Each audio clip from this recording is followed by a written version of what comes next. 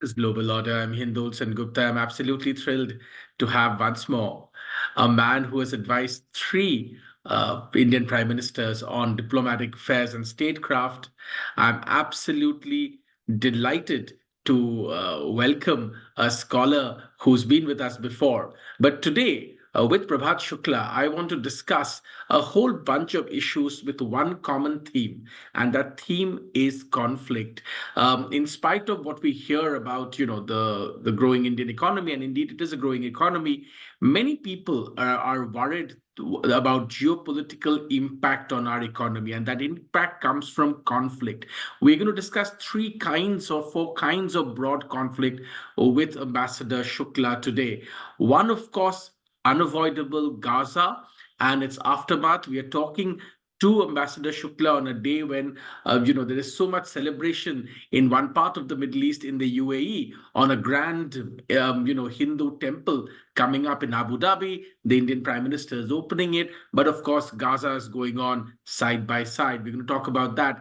We'll talk about another area which the ambassador follows very, very closely indeed, Russia. He was the man to, in a sense, open the Indian embassy in Ukraine, and he knows that area very well and tracks it. We're going to talk about the implications of what President Putin just told in an interview about how he sees the West, and so on and so forth. The other kind of conflict that we're going to talk about, two kinds. One is, of course, Iran. The Houthi crisis is really worrying many people, including Indian businesses and businesses around the world, about what's going to happen. At a time after COVID, we were talking about resilient supply chains. What's going to happen to those supply chains now?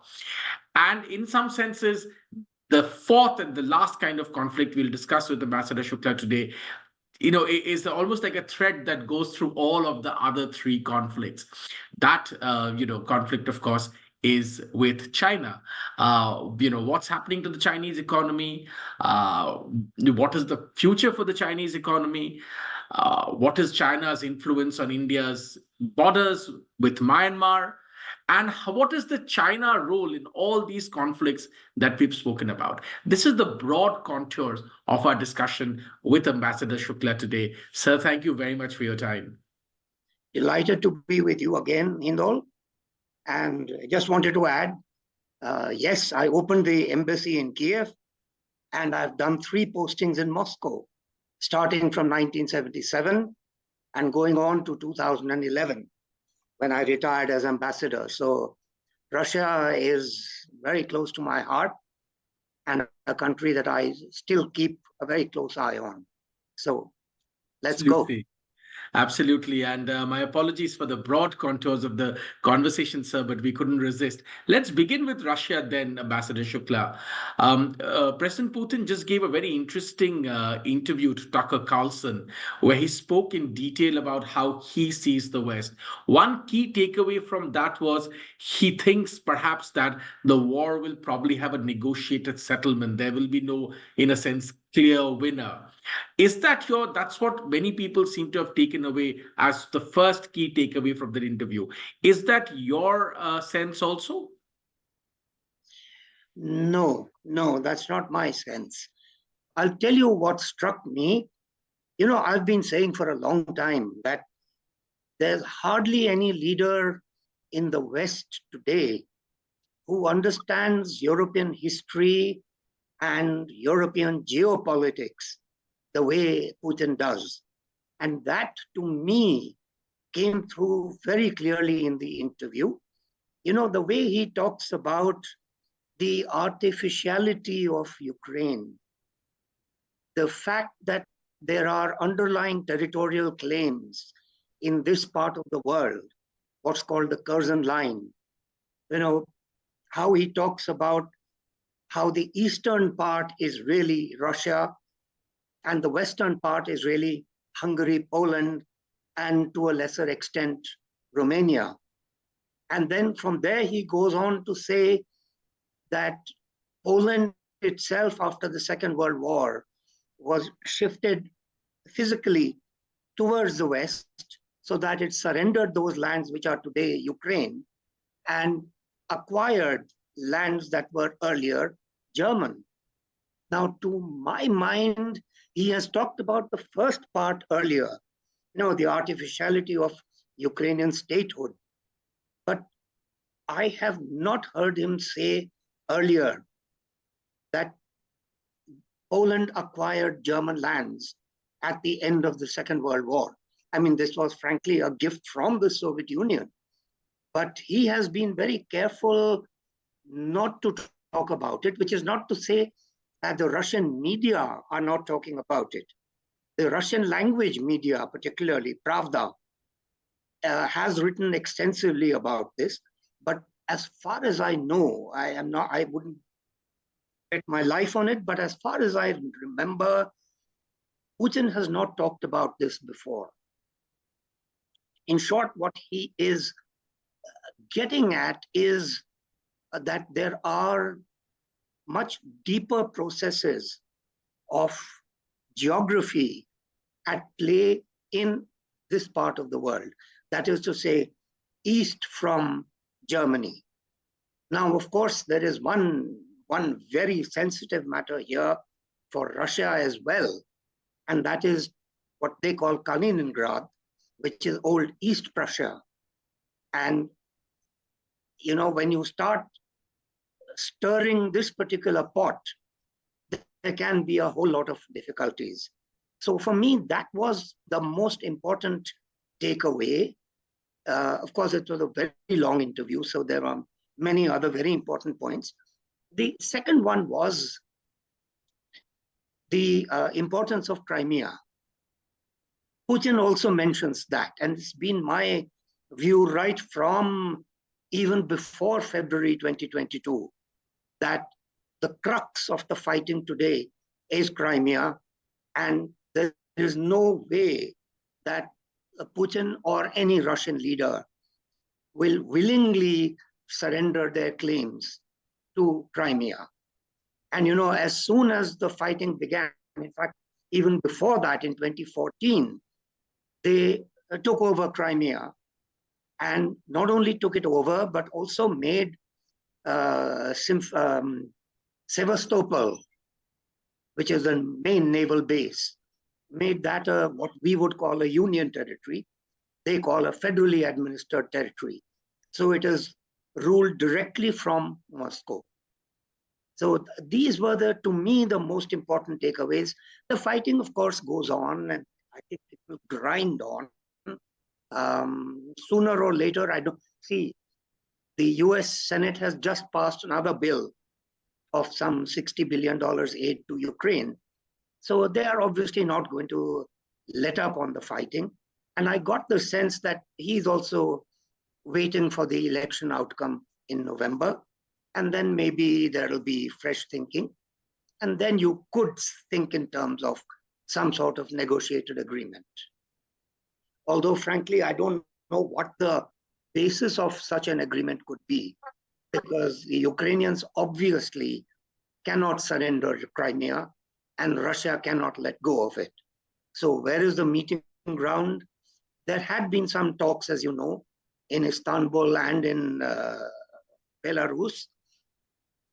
And they did talk about some sort of putting it in limbo so that they will discuss it again over a period of 10 years. That might just work, but that's all. I want to expand the course of this discussion from the Ukraine war to broadly how Putin looks at the West. This is a particularly relevant question, especially because questions are being asked about how, in what shape and form the American elections will take place. Result after result is showing us that the American election has two candidates, both of whom, in some senses, are not very popular. Perhaps if the voters had different choices in both parties, they would choose that. But the field is what it is. There is increasing anxiety about, an election which will really not really drive any forward result for America. There is deep question that America is backtracking on many of its commitments to uphold the free world, so to speak. And if the election results turn out to be, problematic, let's just say, this will go down a very different route once again. Uh, Talk to us a little bit about in this scenario, because you ended your last answer by saying Putin too is looking to see what's going to happen in November. Talk to us a little bit about what you think Putin might be seeing when he sees this, this sort of chaos and fiasco about the American elections play out. I mean, one candidate constantly, perhaps we still don't know whether the courts will allow him to contest or not contest. It's all sort of seems to be very problematic. Right. Okay. I'll start by taking you back to the time that I just took up my ambassadorship in Moscow, which was 2007. My old friend Yuli Vorontsov was still alive, not for long, unfortunately, but we had a long, lazy lunch. And as you know, he had also been ambassador to the US. And so we talked a lot about relations between Russia and America. And he told me something which I also believed, and I think which also applies to India. He said the Democrats are much worse for Russia than the Republicans are. And I believe it's the same is the case for India. The Democrats are much worse for India than the Republicans. You know, John Kennedy was an exception. But otherwise, especially after the end of the Cold War, the global left has turned pretty hostile, especially to the Hindu nationalists, as they choose to call us, a name that I am very comfortable with. But I think, therefore, if Putin were to open up on this, he would probably argue that the Republicans will be better for Russia. Now, of course, there is one very obvious point that we can make in this regard, which is that you see, even today, when the Senate has finally voted for enhanced aid for Ukraine, among other countries, the House Republicans are not in favor of that. And there is a question about whether that same budgetary assignations will pass in the House. But it goes deeper than that. And I think and you could see this actually very clearly in Trump's presidency, that they were much more willing to accommodate Russia, understanding, I think, correctly that what they have done by seeking to isolate and put pressure on Russia is to drive them into the arms of China. And I think a lot of the American foreign policy, or some of the American foreign policy elite, especially on the right, is mindful of this reality. So I would argue that from the Russian point of view, a Republican victory, meaning not just the White House, but also the Senate, would be a positive from their point of view. Now, to your point about whether the courts will allow Trump to run or not, I would hazard a guess that they will. I think there is a groundswell of opinion in America that the choice of president should be left to the voter and not to the courts. So, I think this view finds persuasion among a fairly large number of people. So I would hazard a guess, as I said, that Trump will not be blocked. There is a possible question mark about Biden, because I keep reading in the American media that the Democrats are quite worried at the cognitive decline in Joe Biden. And there seems to be some serious thinking about whether to go forward with him or not. Can he actually stand 3 presidential debates? So there are these kind of question marks. But I guess here we have no option but to wait upon events. A little bit of a detour now and talk about uh, America's role in protecting so-called the global commons, especially in trade. I'm referring, of course, to what's happening in the Red Sea and the Houthi attacks there. Recently I saw this tweet, and I'm going to mention this, that what has been done to ensure that those routes are open? Who's fought back? The Americans have spoken a lot, done a little bit. The British cannot seem to even move their ships out. Yesterday, there was another debacle. They can't even seem to move their ships out. And yet, of course, they have also spoken a lot. Actually, the people who are fighting the most against this are Indian. The Indian Navy is fighting. Absolutely. Right? Absolutely.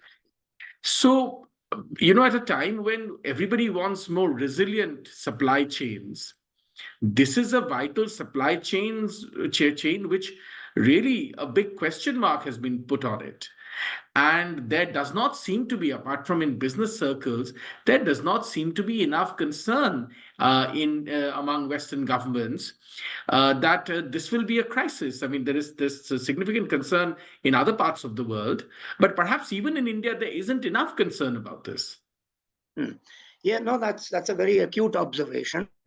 And speaking of tweets, I had also tweeted about this because, I think it was in 2019, our Naval War College they organized this international conference every now and then. And they had invited me to give a talk. And there I had mentioned that the underlying reality of the Chinese one belt, one road is actually control over Eurasia through land communications. So they're building the railway connections frantically since 2016 or thereabouts. And what I had pointed out was that in purely commercial terms, there's no comparison. Seaborne trade will win every time. But just as the land routes were disrupted by the Ottomans back in the 15th century, I had said that there could be a situation where the sea routes will be disrupted by Iran-backed forces. And of course, that is what we are seeing. The Houthis wouldn't be able to last a day without Iranian support, particularly intelligence support. So I think, and I totally agree with you that it's the Indian Navy that is doing much of the actual opening and keeping those lines open. Yeah. The Americans are attacking the Houthis, but in terms of salvaging the shipping and saving the sailors and so on, it's the Indian Navy that's doing it, which is fine. I think it is in our interest to keep those lines of communication open, and I'm glad that we are doing it. Interestingly, there was a Chinese scholar, I'm forgetting his name, who actually said that the Houthis are doing China a favor by attacking the shipping in the Red Sea, because this makes our one belt, one road more viable. So there are people there too who are thinking along these lines. So yet I believe, look, I think even if the Red Sea is blocked for a certain period of time, I don't think it will be for long. Even the Cape route is still viable commercially because the sea cargoes are so much cheaper. People say, by train, you can get there in 2 weeks, whereas by ship, it takes 1 month. Yes, it does. But one cargo ship can carry something like 100 times the payload that a train can carry. So you have to run the train 100 times in order to carry as much as one cargo ship can do, one container ship can do. So, I think even if we were to have forced to rely on the Cape route, it would still be viable. So I'm not too concerned, but I do agree with you that this does need much more attention in India and in the West. Let's move, since we are on the subject of Iran, let's move to another topic now, Ambassador, which of course is the Gaza war and the war in Gaza. You know, last heard, there were deep concerns being projected around the world about what's going to happen in Rafah if Israel bombs Rafah. A lot of people have observed that, there was, when this war began, when this conflict began, there was this entire thing, and we heard it for many, many weeks, that, oh, the Hezbollah will do this, a wider conflict will spill over across the Middle East will go up in flames. None of that has happened. And it's almost like parts of the Middle East have already disengaged with this conflict, at least at a visceral level. They may have be engaged with it at a political level, but the visceral societal impact that everybody thought would happen, with millions pouring across the border from Israel, conflict everywhere and all of that, that hasn't happened in the Middle East. I wonder how you see this. No, I agree with you. And I think you have made a very acute observation that many other countries in the region have disengaged. And you can see that whether we are talking Jordan or Egypt or even Saudi Arabia, none of them is actually getting involved in it. I think, frankly, the only reason, or the main reason, that this attack was launched on the 7th of October last year was to prevent a Saudi-Israel rapprochement. And to that extent, it has succeeded. But I think, look, also, I think one should acknowledge that there are a lot of wheels within wheels over here. And I remember we had a discussion at my institution, the Vivekananda International Foundation, with an Israeli team. And this would have been 2014 or 2015. And even then, I raised this point about the nature of Hamas and the nature of Qatari support for them. And afterwards, when we were having our informal conversations, they said, yes, this is a serious problem for us, but we don't want to give it a very high profile.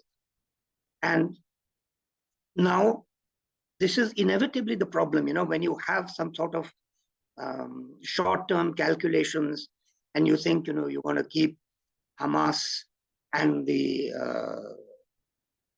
West Bank separate, and then inevitably it turns sour. These kind of strategies are never viable and always unwise.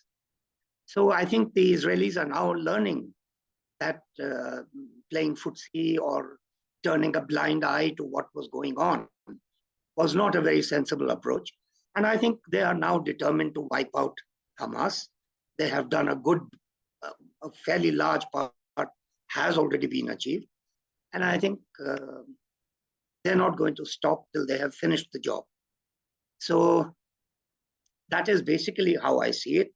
And would the sponsors of Hamas step in at any stage, either Iran or Qatar? I don't see that happening. I think behind the scenes, in the negotiations, Qatar is doing everything it can to help, but it will not go beyond that.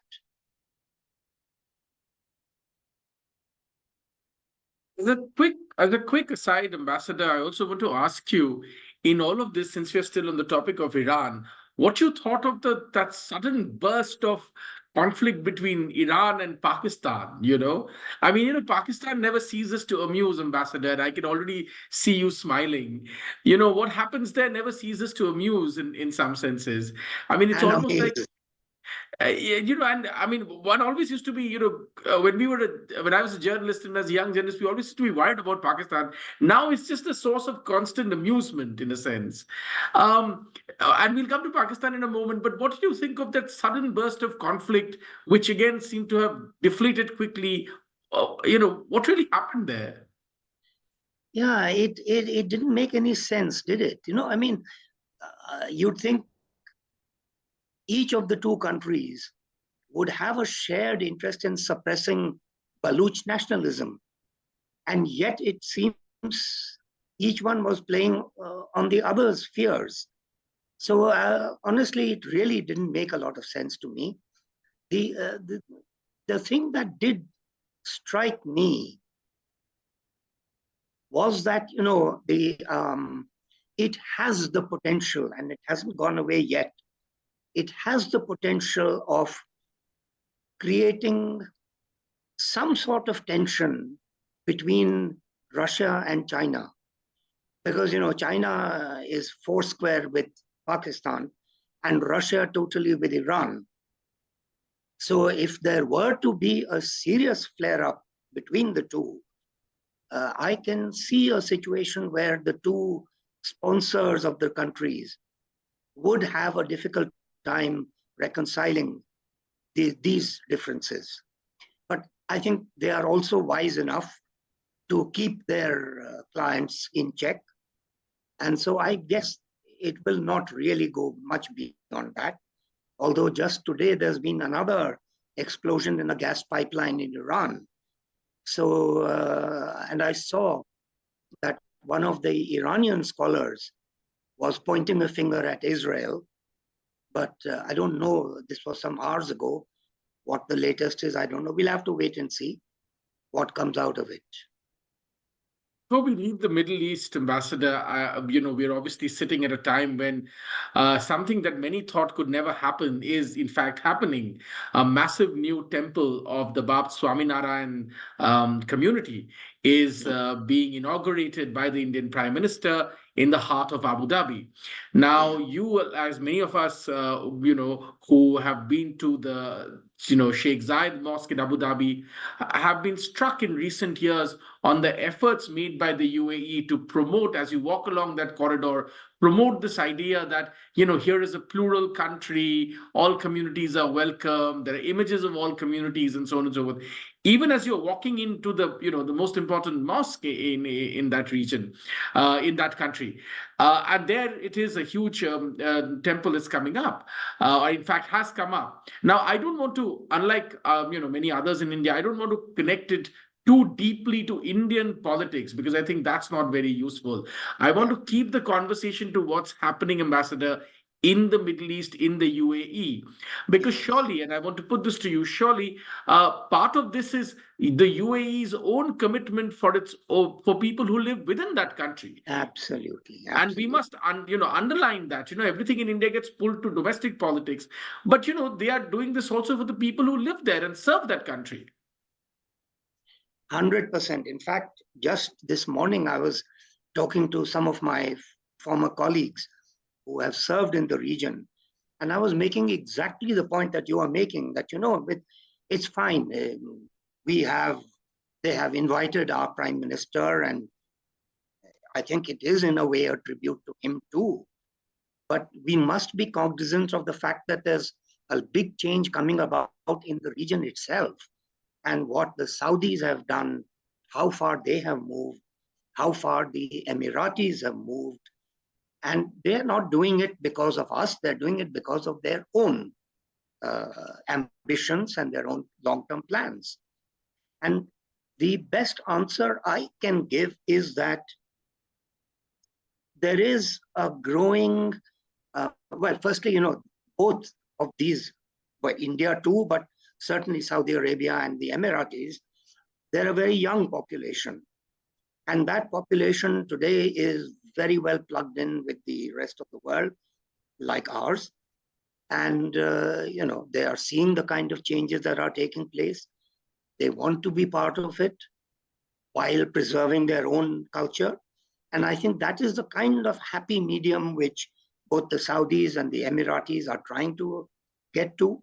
The Bahrainis, of course, are well ahead of them in all these matters. And the Qataris also. The Qataris are frankly, I cannot understand that country because, they are the second Wahhabi country in the world. And yet, look at the difference between them and the Saudis. So, and, they're hosting the largest US military base, the forward base of the Central Command, and yet they are Wahhabis and they back Hamas, they back Islamic Jihad. So it's a very mixed up country, but I have a feeling at some stage they're going to have to come to terms with this contradiction.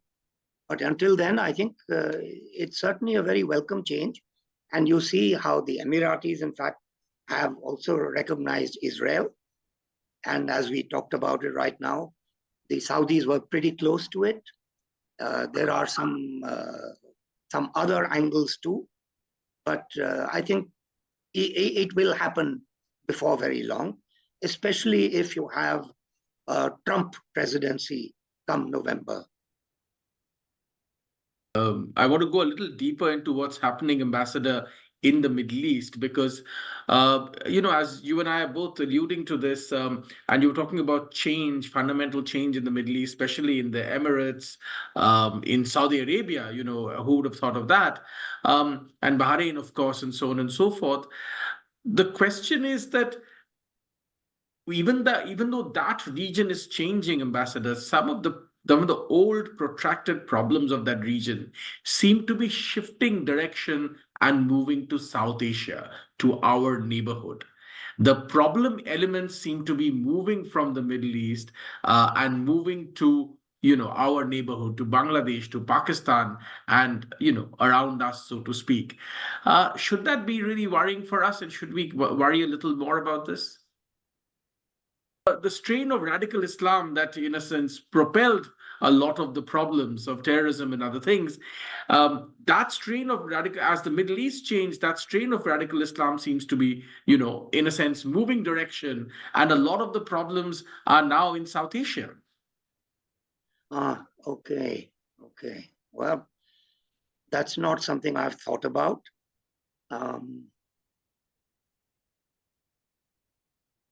Really, I'm not.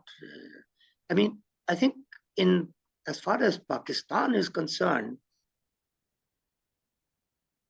with them, the rise of radicalism goes back to the early 70s. And I think they really have very little to learn from the Saudis or the Qataris. So look, they've just been through an election. We don't know what the upshot of that is going to be. But I think in the case of Pakistan, honestly speaking, as long as the army is the effective power in that country, I have no hopes of any redemption for that country or for any easing of the radicalism. That will continue, and it's something that, as I said, goes back a good 50 years. Let me rephrase my question then, Ambassador. What I'm suggesting is that, backed by, in the past, a lot of monetary and other aid, including a sort of spiritual aid, should I say, like many of the the mosques that were created in Europe and in Bangladesh, the preachers who went to preach there, they would come from the Middle East, from virulent elements in the Middle East.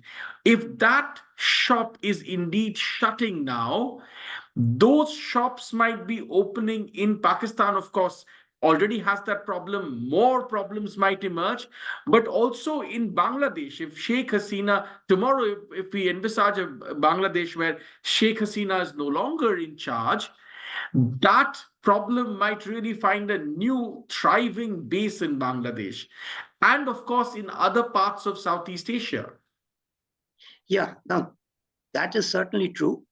But again, I would only say this, that as far as look, there is another source of radicalism, Islamic radicalism, and that is Afghanistan. So you have Afghanistan, you have Iran. Um, I don't think the fact that Saudi Arabia is changing or the Emirates are changing, I don't think that will make such a difference, because as far as Pakistan is concerned, they have a commitment. And if you like, we can delve into that a little more. But frankly, I think for Pakistan, survival is now part of radical Islam. And so I don't see that changing, no matter how much pressure or how much financial aid or ideological aid they have to forego. Good. Why Bangladesh, don't we delve a little more into this, Ambassador, especially in light of what happened in the elections? Do you see that? Why don't you delve into that using the election results perhaps as a key? Help us unlock this. How do you see those election results, and what happened to the reputation of the Pakistani army via those election results? right?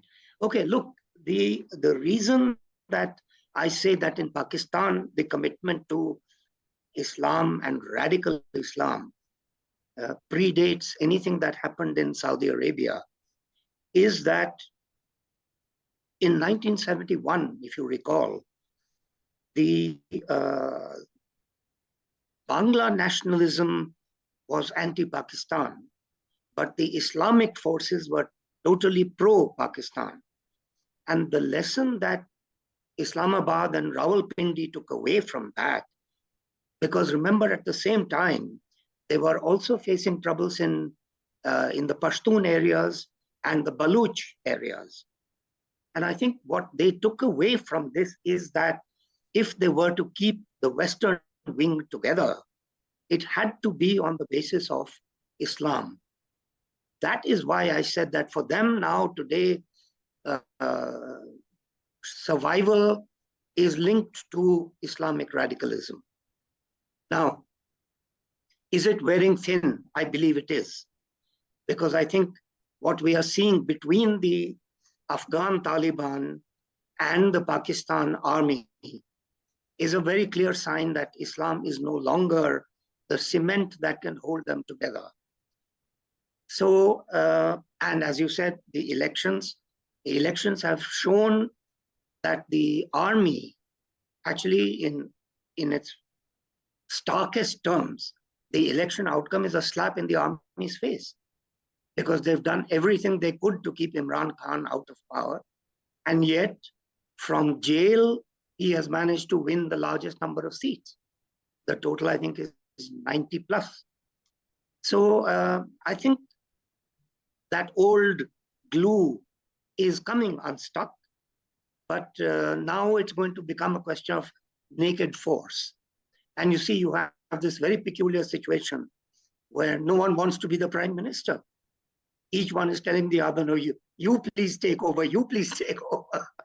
So, yeah, fun and games, but really, there are very serious lessons here for the army. But of course, the army cannot change. Let's move to China then. The mentee, as it were, or rather, Pakistan is the mentee, the mentor, as it were, of Pakistan, at least economically. Uh, a lot of people look at China with great interest these days, not only because there is a Chinese element in all these conflicts that you mentioned. We mentioned, China's role in this whole Iran versus Pakistan thing. We mentioned China and Russia. Um, there is also the question of, what China would do if the trade routes were badly disrupted. You alluded to it, and you alluded to a Chinese scholar talking about this. But the fundamentals of all of that, the Chinese economy is becoming more and more question mark. Some people believe, like Adam Tooze has written a Substack about on this, saying that they still have so much dry powder, in a sense, of the amount of money they sort of have in their reserves to deploy to save their economy. And because it's a command and control economy, they can do it far more efficiently. Nothing much will go wrong, at least in the short term. But others point out that the Chinese economy looks, and Chinese data, in fact, looks more fragile than ever before. What's your take on that? I'm with the second group, out and out. I mean, I welcome your question. I have been actually counting the beans of the Chinese economy.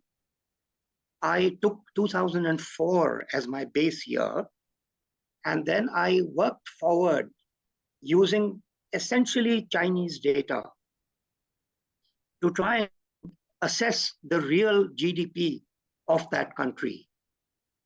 The figure I came up with was $10 trillion.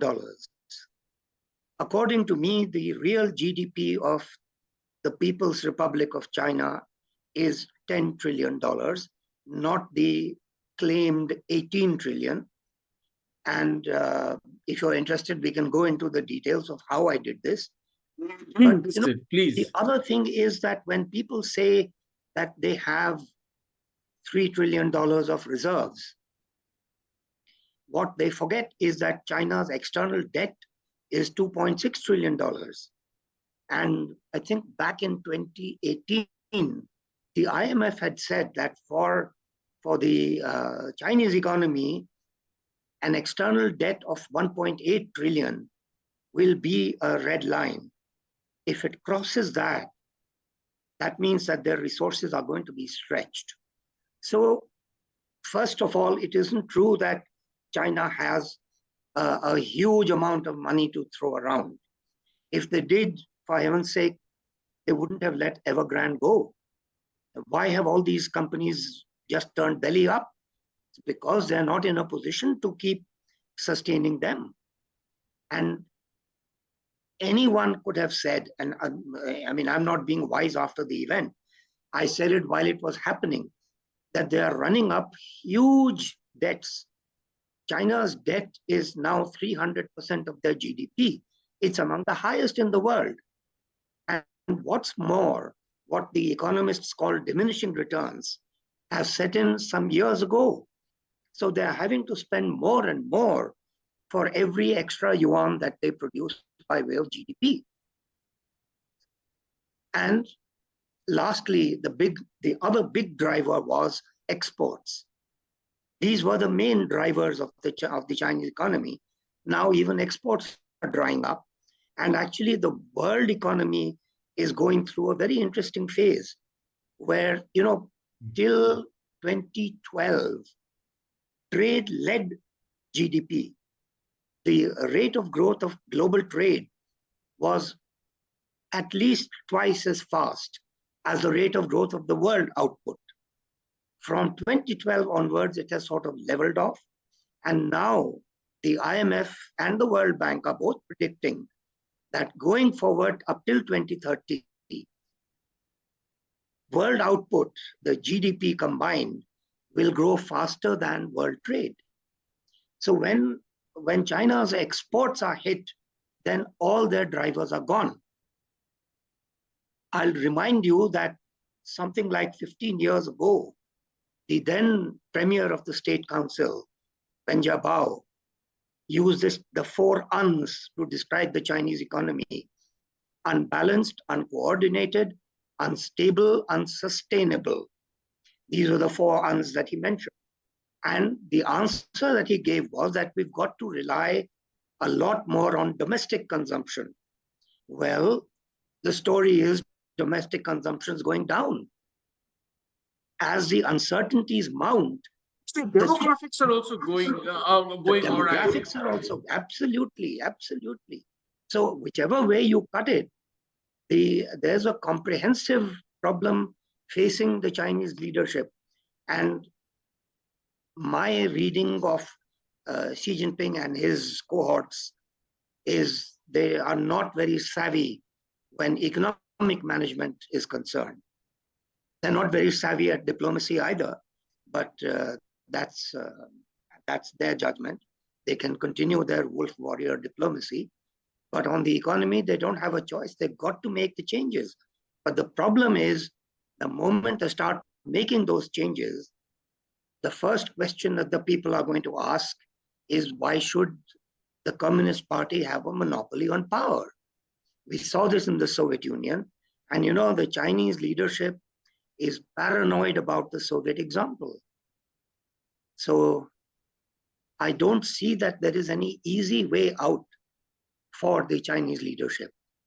So I'm very much in the second camp, which is very skeptical about the future of that country. Take a moment and talk to us a little bit about your calculation on how you reached 10 trillion. Okay.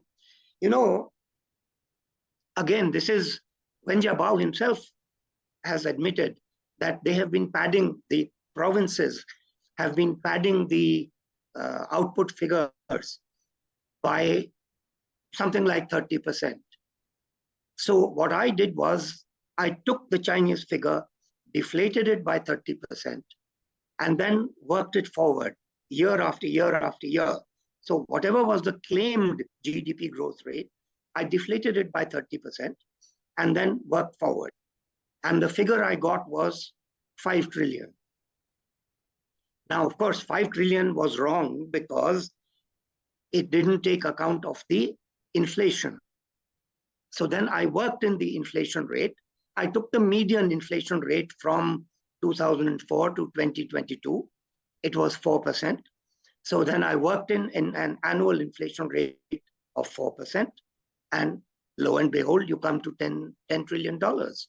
Now, if you argue that the inflation rate was higher, which would be hard to square with the facts, but I did take another alternative of 6% inflation rate, and I got $14 trillion. So that gives you the range. It's 10 to 14, and 6% annual inflation is way too high. The actual rate has been about 4%. So $10 trillion is the actual number. Even at 14, that's $4 trillion off from all broad calculations we see around on China. Absolutely. I mean, that's a game, even at 14, Ambassador, that's a game changer on calculations on what's going to happen to the global economy. Exactly right. And actually, the same thing happened with the Soviet Union. When their economy collapsed, they were also regarded as the second largest economy in the world. After the collapse of the Soviet Union, we saw where they really stood. So there's a whole lot of padding, a whole lot of currency manipulation, all sorts of things going into this. And when you strip it all away, you get the reality. We come to the end of this conversation. Then before we go, Ambassador, one last question. Let's stick to the Chinese economy.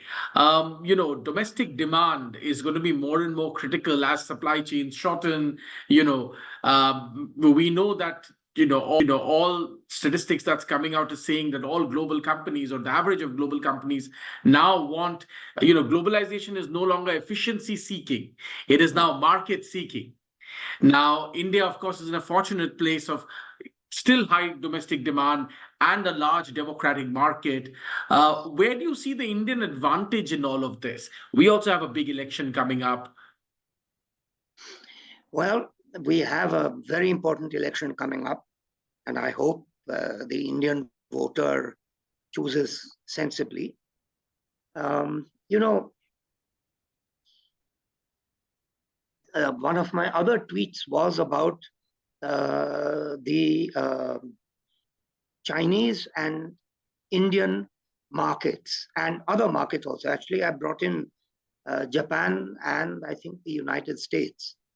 Now, in 2008, when the crisis occurred, the Hang Seng Index, which is really the only free market Chinese index you have, was at 30,000.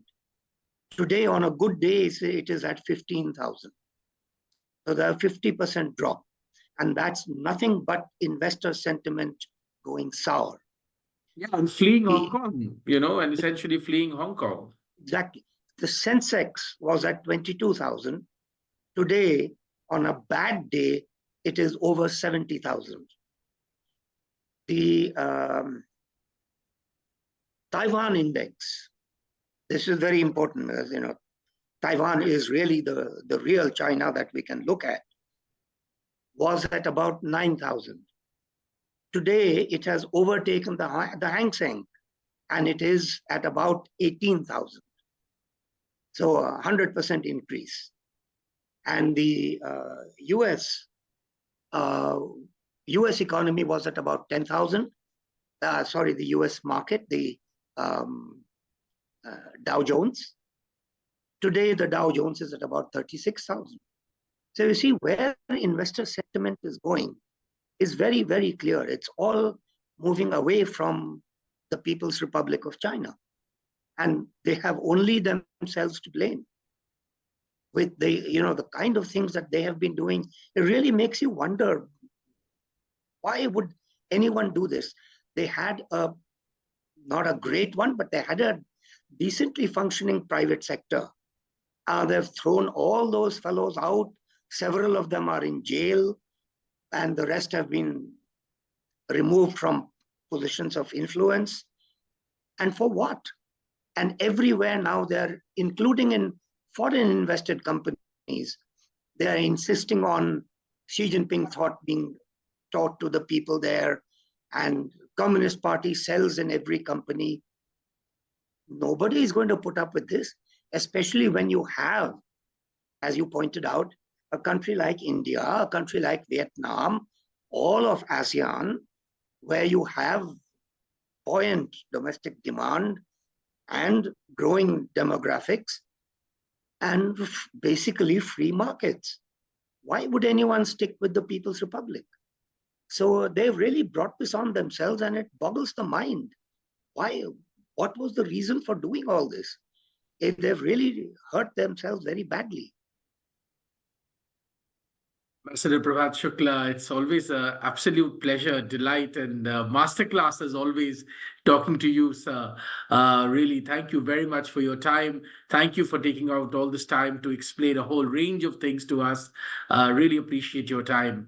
I'm sure we will see you on Global Order once again very soon. Thanks, Ambassador. Thank you very much, and thank you for your penetrating questions. I think you're being very generous in your praise, but I do enjoy our conversations.